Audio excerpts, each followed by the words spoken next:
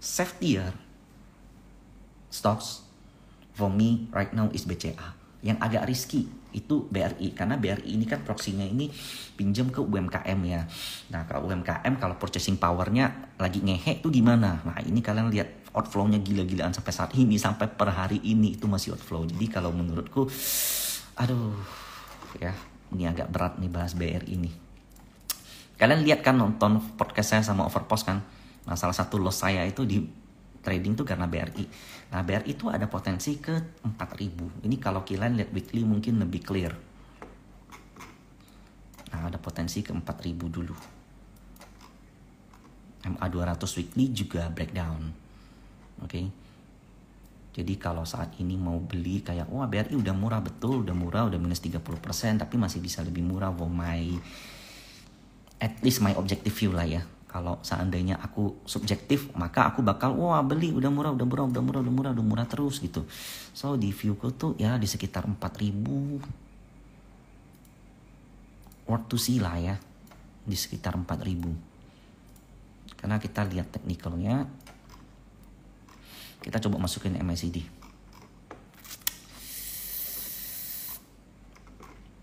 Bentar MACD.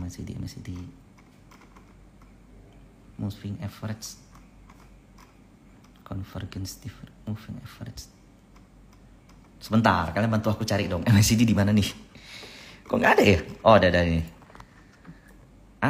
Yes, kalau kita lihat MACD juga ini tuh ada divergence gede.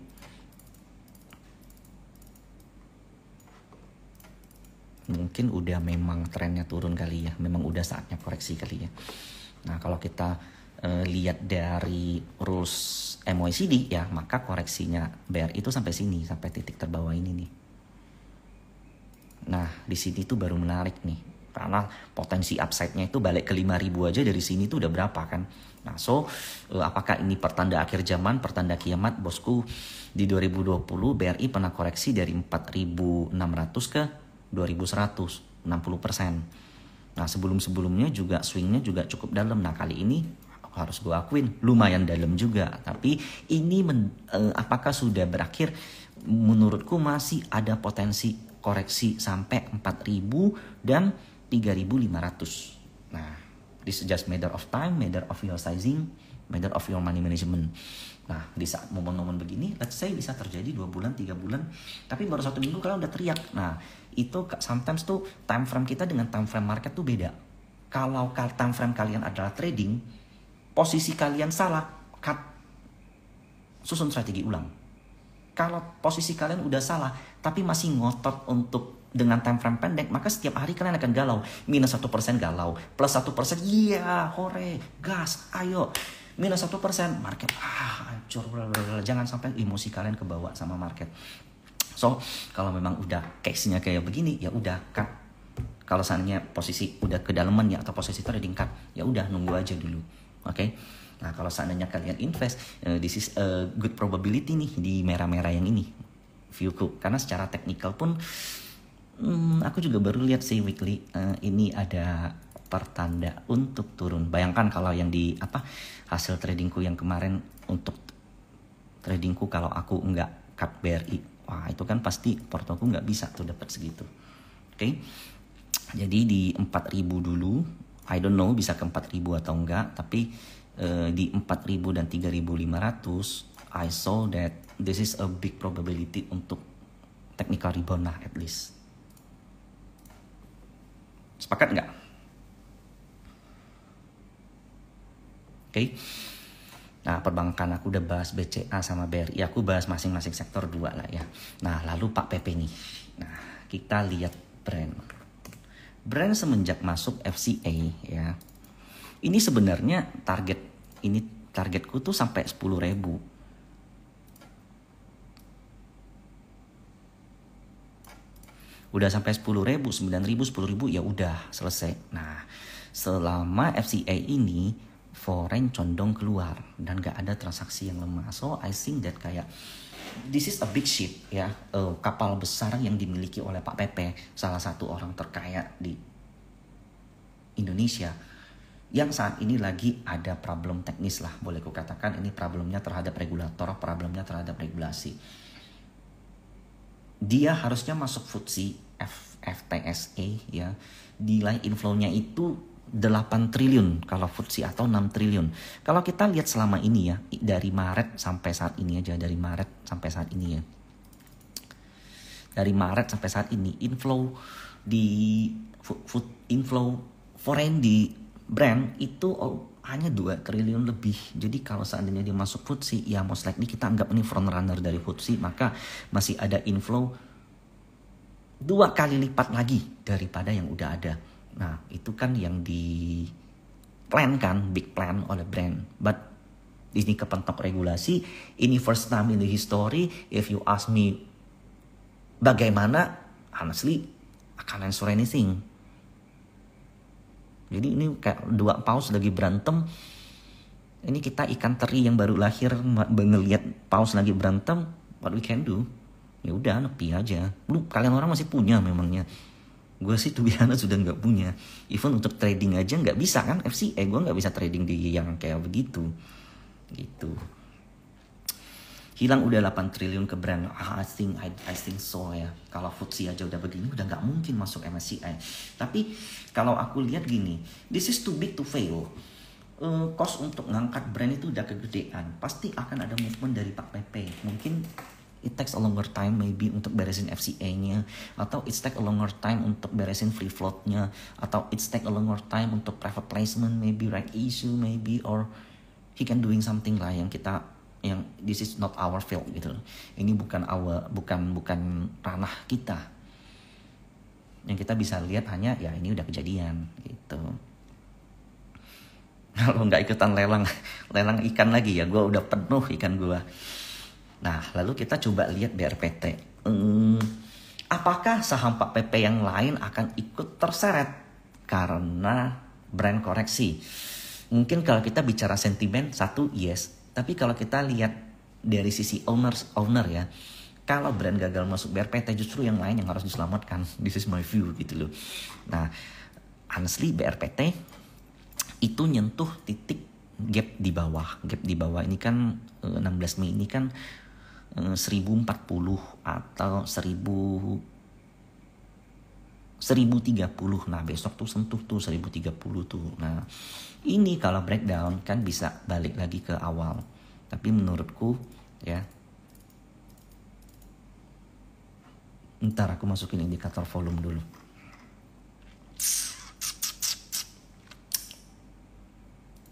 Nah, semenjak BRPT kenceng di atas, kemudian di sell rame-rame 1400, selanjutnya tuh terjadi penurunan dengan koreksi yang cukup rendah. Tapi memang majority asingnya itu keluar. Nah, kalau kita lihat dari 16 Mei sampai saat ini,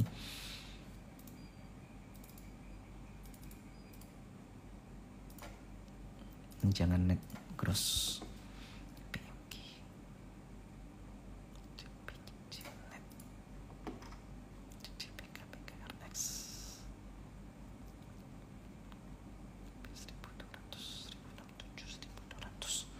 Ya most likely 50-50 sih.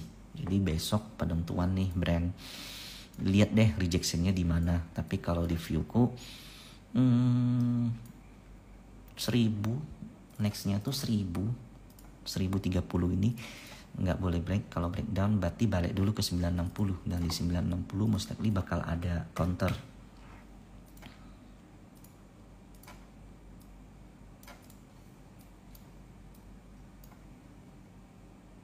Iya, ini nggak ada gridnya, susah banget loh. Nah, ini kali ya.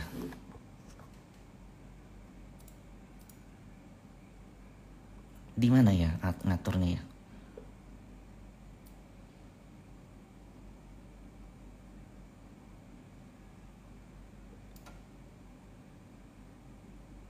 Ini stock bit, tapi hari ini tuh agak lain gitu.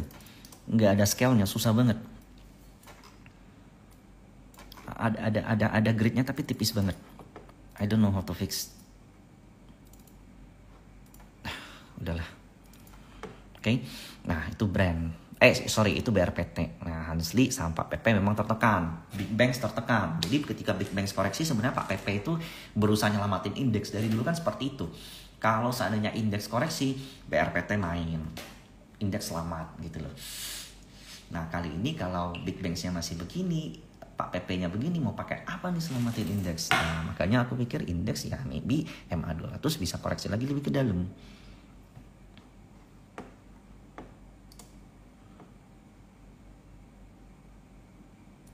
Ya ini setting, tapi nggak muncul.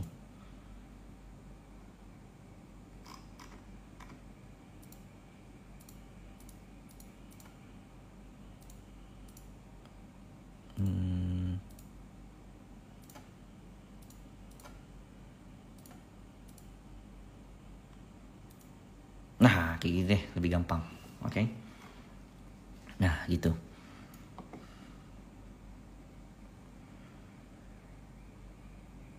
Nah, terus kalau kalian lihat ya di trading ekonomik, justru ini menurutku saat ini ya, kalau kita lihat big banks masih reboundnya masih malu-malu, foreignnya masih keluar. Justru kemudian komoditasnya tuh semua lagi koreksi. That's why kayak Medco hari ini dibanting, kemudian gold, silver, copper, nikelnya juga koreksi. Nah makanya kayak market merespon lebay. Honestly lebay. To be honest, aku nggak punya semua nih. Kalau untuk trading hari ini aku nggak sempat. Jadi kalian lihat oil itu menentu 73, 77. Kemudian biasa kita lihat metal ya atau nikel ya.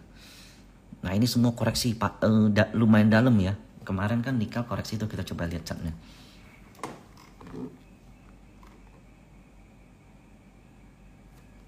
Tuh retrace, jadi kan kayak ini naik nih, koreksi lagi, naik, koreksi, naik, koreksi. Nah koreksinya memang agak dalam. Nah if nikel itu bisa pertahanin angka 19.000 atau 18.000-nya, jangan breakdown deh. Nah kita coba lihat deh, nikelnya apa deh, Inco deh.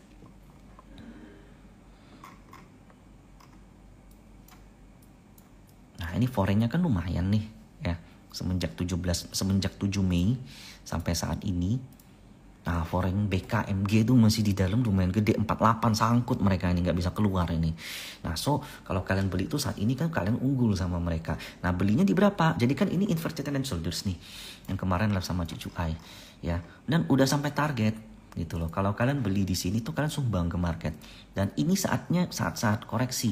Selama koreksinya low volume ya, ini volume termasuk low, kemudian itu nggak ada buangan yang cukup masif. Hari ini kan Juni tanggal 4, kita lihat dari awal YU, BB, ZP ya keluar tapi nggak gede. Ini ada tampung YP, nggak mungkin retail, mungkin sih retail kalau cuma 15M. NI, ada NI, BK, CP menurutku ya. Kalau mau nampung Inco, ini tuh udah ada pattern bearish tuh di atas, double tops. Nah double tops ini aku hapus dulu biar nggak bingung.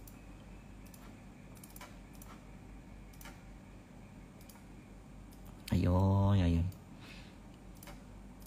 Nah, double tops ini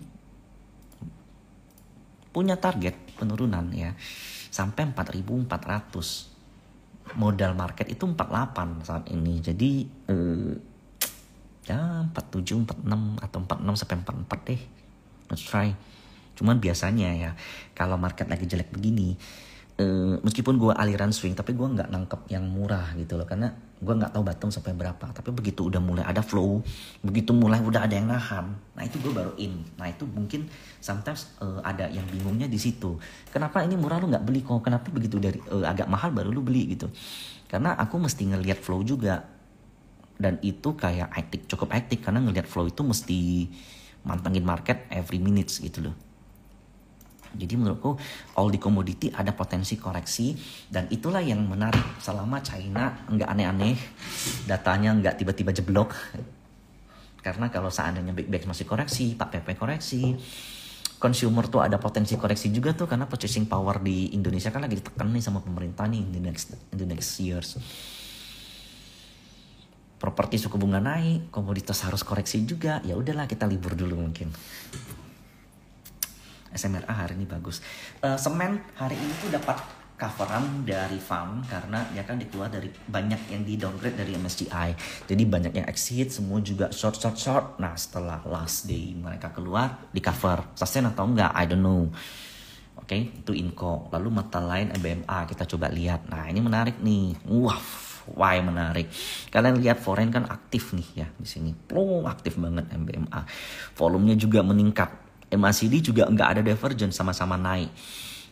Oke, lalu dia ada ini cup and handle. Cup and handle-nya udah sampai target pula di 720. Di 720 resist pula. Kenapa gua harus beli gitu loh. Nah, kemudian hari ini koreksi. Koreksinya volumenya agak gede. Jadi kalau mau nampung jangan dulu. Better kalau mau nampung kita lihat tuh market punya di kisaran berapa. Kita ambil ketika breakout aja deh 17 Mei. KZAK, ZP 630, 622, 645, 660 kita ambil 650 ya, jadi belum begitu masuk average mereka. Besok 650 sampai 600 aku bakal masuk. Kita bareng dah. Sangkut nggak bisa ngomong kayak gitu.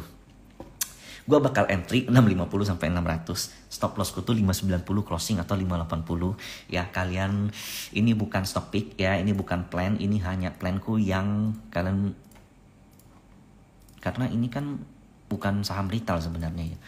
Ini kan saham proksinya fund. Nah, kalian coba lihat sendirilah, analisa kalian sendiri gimana. Karena menurutku nikel yang udah berhasil rebound begini dan ini lagi koreksi, selama koreksinya bertahan dan dia akan mau right issue, kemudian ini ketahan double bottomnya, menurutku di 650 600 menarik. Gitu. Lalu Pegas itu juga wow, amazing. Di grup tuh aku sempat rekom di sini nih. Naik terus sampai sekarang, kalau disuruh beli lagi aku nggak berani. Oke. Nah lalu kalau kita lihat call-callan, aku lihat tambang-tambangnya itu justru yang menarik. Doit ini kan belum berhasil nih break 580. Nah tunggu koreksinya Doit. Kalau menurutku koreksinya Doit bakal good di ya 520 ke bawah lah menurutku. Untuk saat ini belum, karena dia nggak berhasil lewat low dan foreign udah mulai TP. Lalu call Maha. Nah ini berhasil breakout nih. Foreign juga oke. Hari ini tuh foreign masuk Maha lumayan loh. Ya 2,6 M. Lumayan kalau untuk size Maha. Dan ya ini udah berhasil capai target. Nextnya stopnya itu di 260. Berhasil atau enggak? Let's see. SMRA. Ya. SMRA hari ini lumayan rebound. Itu hari ini PD AZ ya, ini tuh owner tuh lagi ngumpulin di area-area sekarang. Ownernya yang punya 5% itu kalian cek sendirilah namanya. Oke. I think bentar.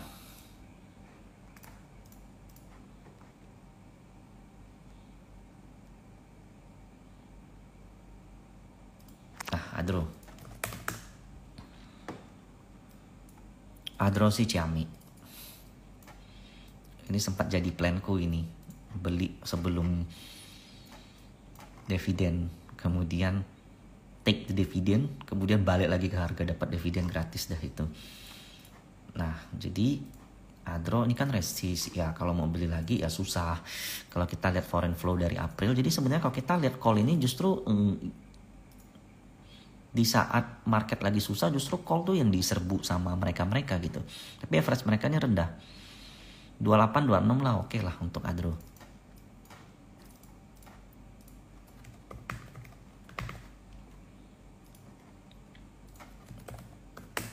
Lupa lihat ini cuan. Nah, cuan tuh menarik tuh. Resist kan 9.000 kemarin nggak bisa lewat. Kemudian ini lagi konsol nih. Pokoknya Pak PP ini memberikan warna untuk IHSG. Meskipun terkadang warnanya kelabu, terkadang warnanya hijau. What is it? Hai. Yuk kita isengin yuk. Catnya kok sekarang jadi berubah ya? Aku bingung. Terus balikin seperti sedia kala. Ini bukan kamu.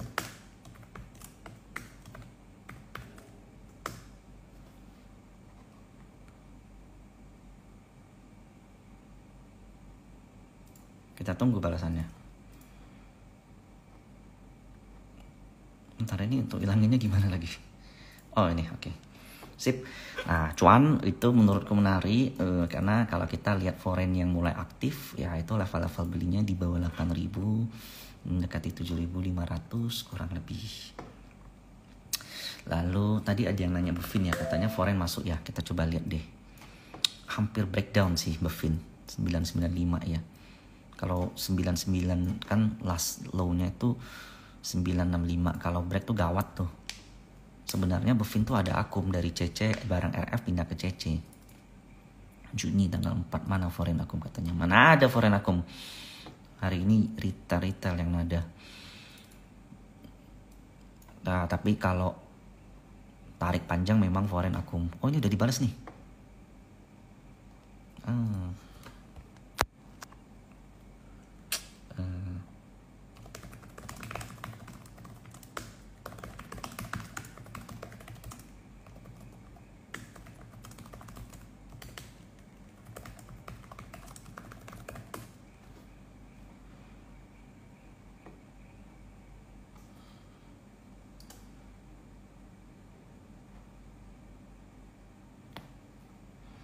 Judulnya hari ini kita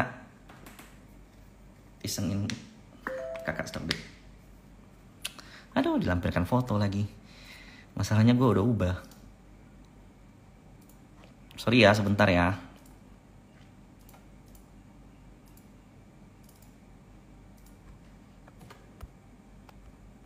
Maaf nih.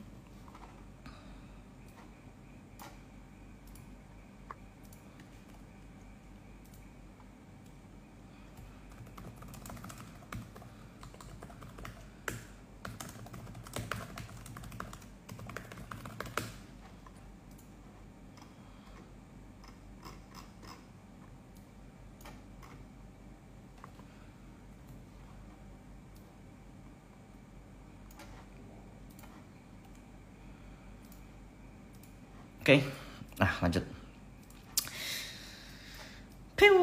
Agak berat nih. Jadi hari ini market memang agak susah ya. Kalau bulan lalu enak, bulan ini to be honest memang agak berat market. Bumi gagal, Bumi kan harusnya RUPS bahas kuasi, ternyata nggak bahas kuasi. Nah kita coba lihat Bumi. Hari ini netral sebenarnya YP LG tukeran barang selama dia enggak. Ah ini udah breakdown nih, jadi menurutku skip dulu. Belum ada saham yang kayak lu bisa nge-hold panjang kemudian kayak dan ini bisa langsung kenceng tuh belum ada. Pani aja mendekati 5.000. Harusnya Pani mendekati 5.000 sih oke. 5.000 sampai titik last low kemarin. Tapi ini kan jangka nggak bisa pendek ya. Ini mestinya jangkanya agak panjang.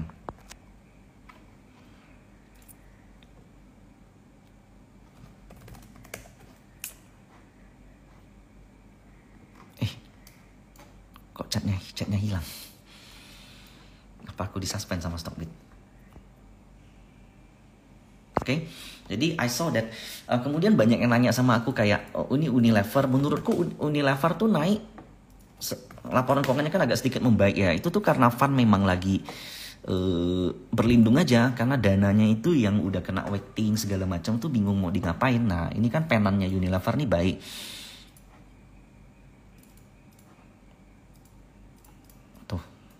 Ini bisa break ini EMA 200 nih. 24 April sampai saat ini. Nah akumnya lumayan nih lokal-lokalan nih. 2.900, 3.000, 2.800. Cuman kan average-nya rendah nih. Kalau mau beli tuh 3.000 lah. 3.000 sampai 2.800. Lebih enak charting di Bitcoin sama kripto-kriptoan itu. Jadi hampir tiap hari ya. Aku nge-charting lebih dari 30 chart karena banyak orang nanya, aku balas, orang nanya, orang balas, dan itu semua chart altcoin. Gila itu lagi pesta pora banget, but I decide I'm not in gitu karena bisa botak itu.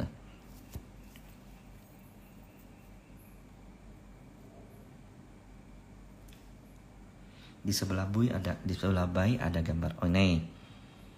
Nah. Terus ada canvas. Oke. Grid lainnya warnanya diubah. Oh ini dia.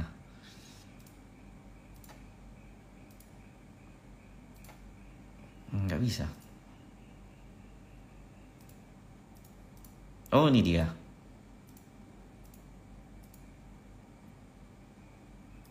Kok nggak enak juga ya? Ya mendingan lah ya.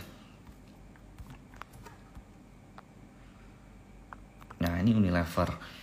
Somehow ya saham-saham consumer goods itu dapat spikes in my view bukan karena ininya oke, tapi memang market lagi berlindung di mereka aja.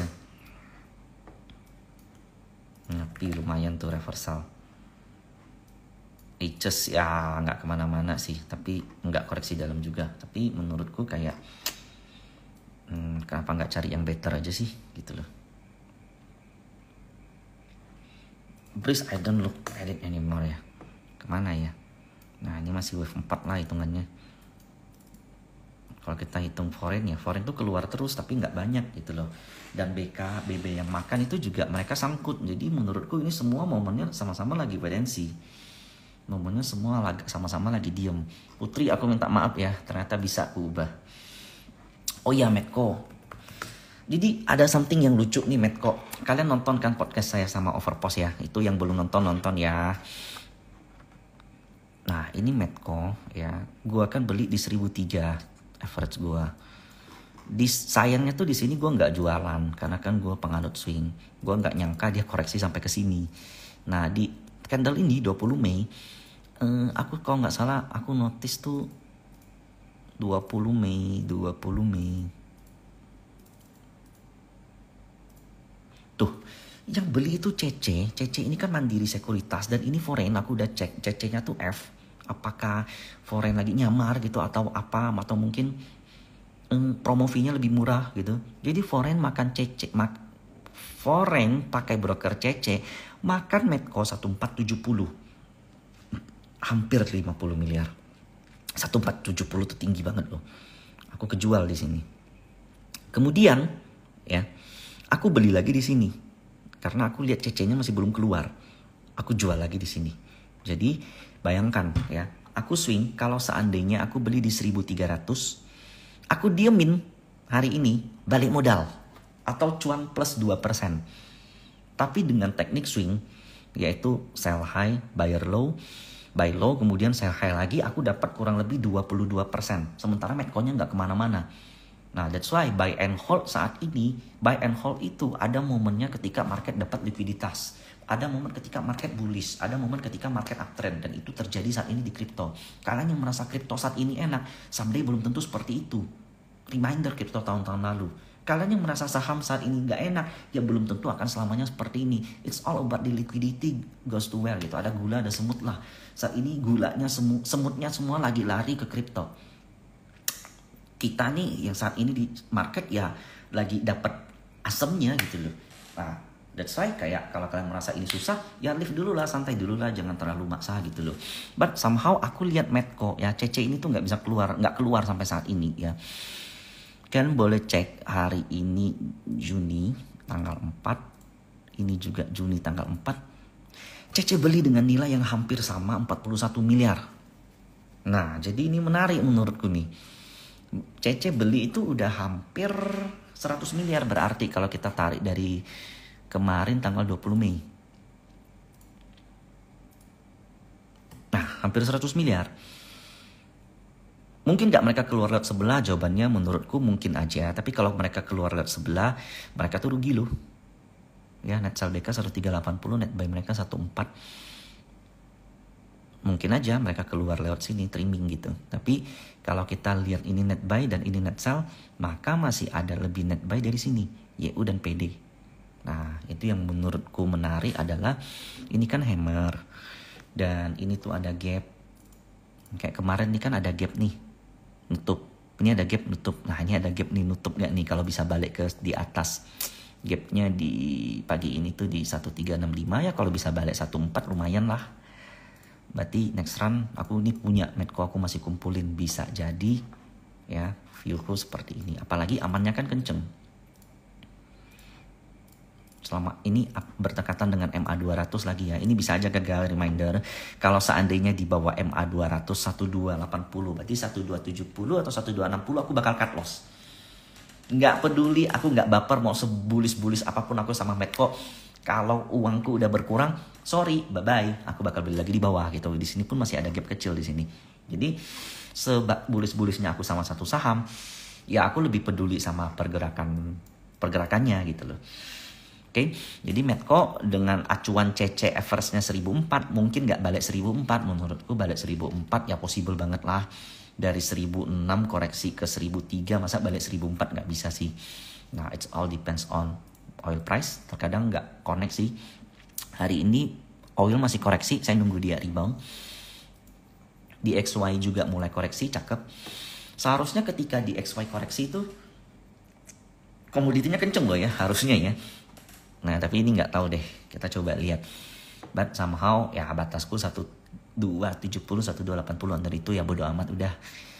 Karena di sini tuh sebenarnya ada pattern bearish ya, double tops di sini.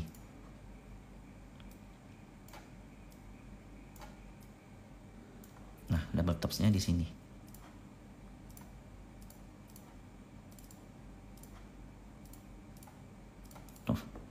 Either ini ketahan atau breakdown lalu aku buyback di 1200 maybe around. Nah 1200 mungkin gak balik 1007 ya, mungkin aja. Karena kalau aku lihat aman, market cap aman kan saat ini, bayangin ya. Duh, ini kenapa nggak di FCA sih, kenapa nggak di suspend sih, wahai bursaku yang tercinta. Jadi poinku itu kemarin tuh lucu tuh di postingannya Kodan Lim kan protes sama bursa, kenapa brand masuk FCA. Kemudian ada yang komen, aku komen Nvidia itu beggar 3 kali dalam 1 tahun. Terus dia bilang, brand lu samain dengan Nvidia, goblok. Nah, kasarnya kayak gitulah. Tahu nggak sih, Nvidia memang earningnya naik 8 kali lipat, beda sama brand. Tapi Nvidia itu PBV-nya 140-an something pernah di tahun 2022. Dan brand PBV-nya juga kurang lebih sama. Jadi memang kenaikan earning Nvidia itu kenceng 8 kali, tapi jumlah kenaikan sahamnya juga too much gitu loh. Karena kalau kita mengaca pada PBV ya seperti itu. Lalu dia balas lagi tuh, move on lah wahai para investor brand. I don't think so, kayak brand even kalau udah minus 10% pun aku udah bodo amat gitu loh. You know me lah gitu loh, we are trader gitu loh. Kita nggak pernah menaruh put our feeling to stocks gitu. Yang kita permasalahan itu FCA-nya. Suspendnya itu kenapa nggak pernah transparan? Kalau brand di suspend kenapa aman enggak gitu. SMGR bullish reversal ya. Hari ini siapa yang buy sih, kita coba lihat. Mestinya fun tuh. Harusnya ada BK, ada BB, ada CC, biasanya kayak gitu-gitu doang lah. Tuh kan, ada BB, ada CC ya gitu-gitu doang lah, pasti nggak lari. Ini fun lagi cover aja, tapi foreign masih keluar tuh. Aneh sih. Apakah ini sisa-sisa MSCI atau apa, aku nggak tahu. Bullish reversal ya enggak juga sih, tapi ada ya sekedar technical rebound lah. Oke. Thank you. INKP good. Aku tapi udah capek mau bahas INKP good. Boleh coba dicek tuh jumlah akun selama beberapa panjang. Tapi kayak ini sedikit pesanku. Kalau seandainya kalian merasa market nggak kondusif atau apa, jangan dipaksa. Sayangi uangmu. Not every month is a trading day. Bahkan not every year is a trading day. Not every years is a investing day. Investment years gitu. Ada sometimes cash is king. Ada sometimes crypto is king. Ada sometimes stock is king gitu. Jadi memang kalau memang arusnya memang lagi seperti ini ya bersabar aja sampai balik lagi. Aku udah ngalamin, aku di bursa itu udah hampir 11 tahun kayaknya. Kayak begini-begini tuh, kayak momen kayak begini tuh aku pernah ngalamin bahkan 1 tahun panjangnya, ini baru 2-3 bulan. Dan that is always back to the end gitu. Semua itu hanya muter ke sesuatu yang lagi ada gulanya gitu. Kalau memang gulanya belum